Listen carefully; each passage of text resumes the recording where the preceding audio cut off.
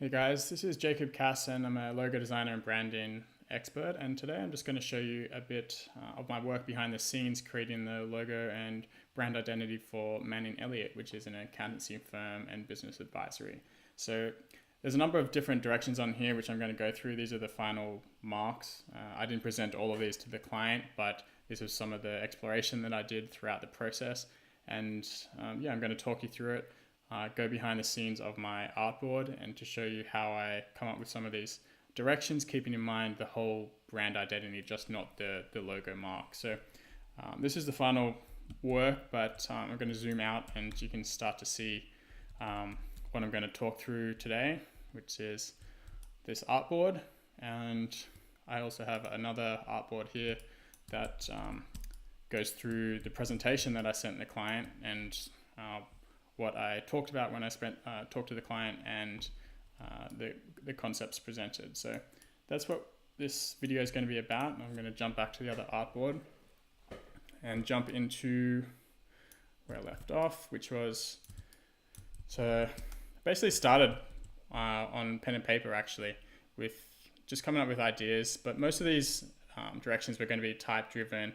These were just exploring some of the logo mark options, with like you can see the very basics of my sketches, just with the Emmy initials. You can kind of see the correlation between this one and this one. This underscore one is up somewhere here, and this M with the line here was this one.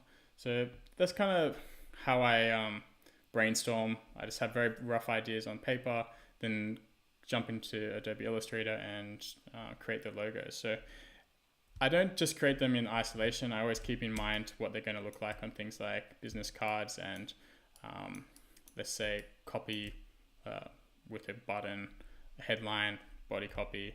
So yeah, sketching and then jumping on the computer, exploring different typefaces. You can see the different feelings that all of them evoke. So let's just go back into this.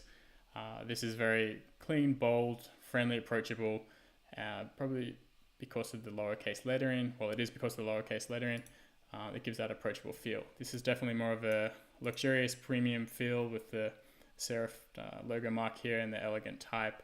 And all the other ones have different variations. So some are more trendy and vibrant, such as this one at the bottom right.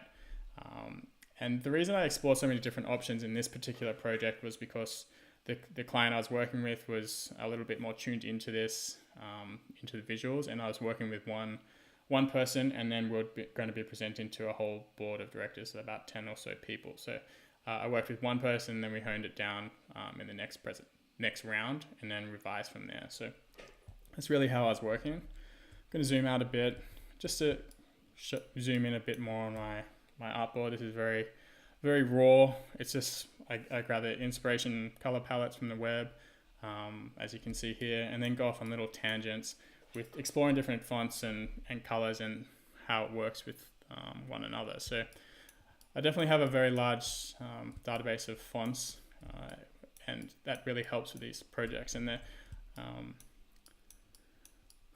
yeah, you can see how I explore color and how it really changes, even the gold and the black versus blue, which is more corporate. It definitely evokes different feelings. So that's the thinking behind here. You can see me exploring these ideas with the ME. Is it lines or is it different fonts or different spacing? It's just all about experimentation and seeing what works. Here you can see I've gathered some inspiration for color palettes and just general feel of other finance firms, using different weights, diagonal lines, so moving them about.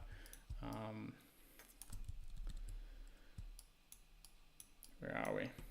So these are their competitors. I always look at where they are in their competitors, like this is their current site, and this shows where they lay at current. Is a very bright, vivid aqua color versus all these. We're a little bit more subdued, except for Hearst maybe. So they already are standing out in the marketplace, but just not in the right way.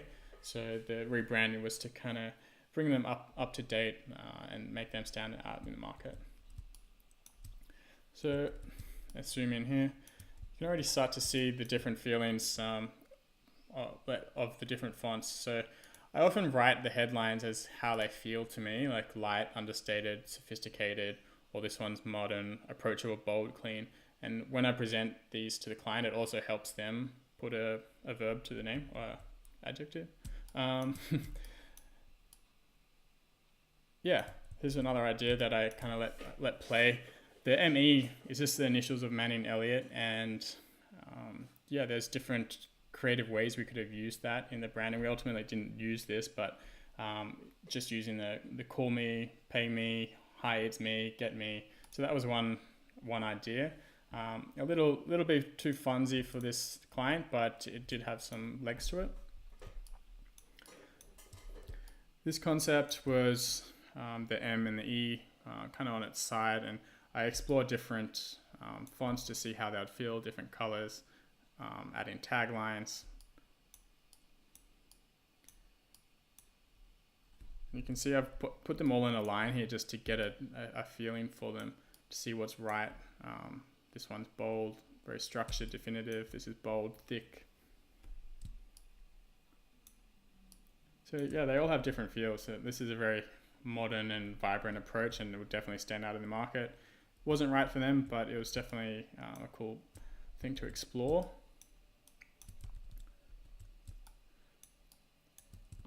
You can see colors here, just experimenting with this ME idea with one logo mark being the M.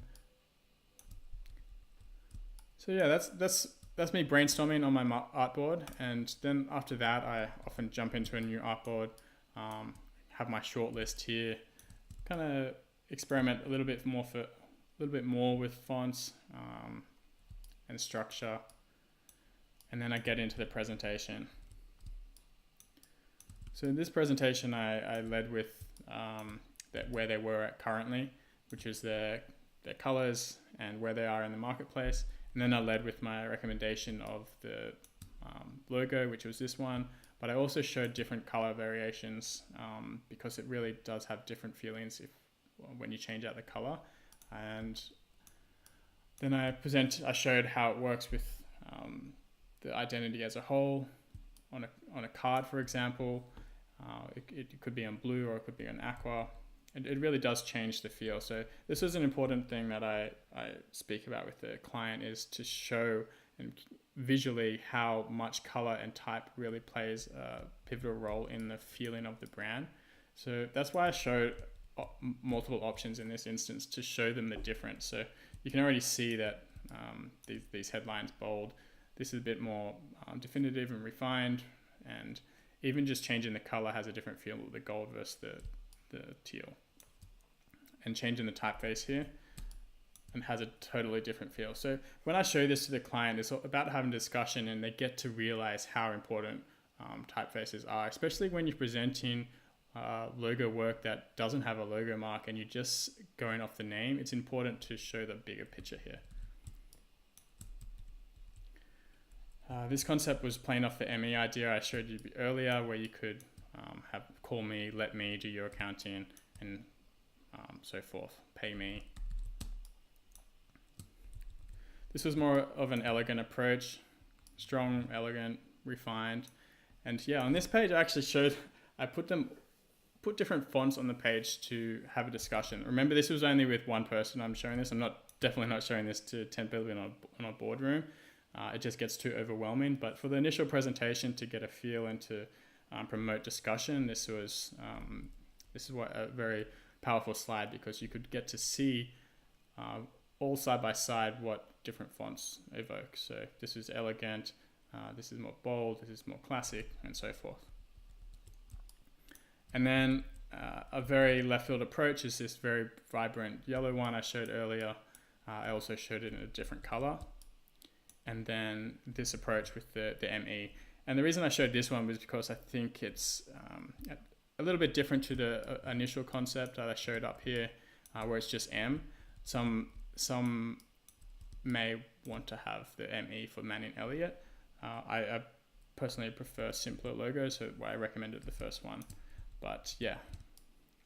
On the last page, I showed all the logos together, how they are side by side with competitors, and this was a good way to promote discussion and hone in on the right path for them. they'd been around for 20 plus years, and they have a lot of equity, and it was important just to see the opportunities or the ways they could take the new brand. So yeah, that's a bit behind the scenes. Ultimately, they went with my recommendation of this logo mark and the name, because it was a little bit more approachable and friendly versus some of the other options, which are a little bit more elegant and refined or classic, which they want to move away from. They want to stay more friendly and approachable, which is at the end of the day how they're going to differentiate themselves as a business. So that's the reason we went in that direction. In the next rounds, we explored more colors, but at the end, we ended up coming back to this bright, vivid blue color. And yeah, that's the final mark was that one. Here we go. So yeah, I hope you enjoyed a bit of the behind the scenes, and yeah, let me know if you have any questions. Thanks, guys.